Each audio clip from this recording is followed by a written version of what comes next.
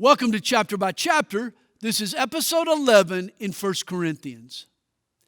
When the church at Corinth gathered, it should have been a time of encouragement. Instead, it was chaos. Paul tells them their assemblies were doing more harm than good. In the next 4 chapters, Paul pounces on the problems that were popping up in their public meetings. In 1 Corinthians chapter 11, he deals with their flippancy toward the Lord's Supper and their disregard for male and female roles within the church. Paul tells us that in the church and in the home, the woman is to be submissive to the man.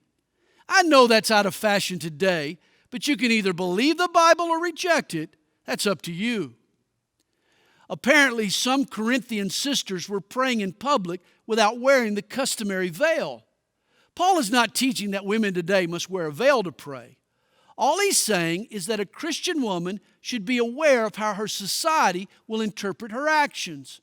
She should respect the customs of her culture and be certain her actions demonstrate a submissive spirit.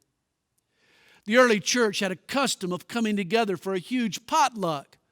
They would eat together, then participate in communion.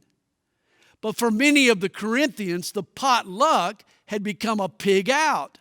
Their service had turned selfish. What was intended to be a time for sharing had become a time for stuffing. Paul rebukes their attitude and warns them about the dangers of irreverence.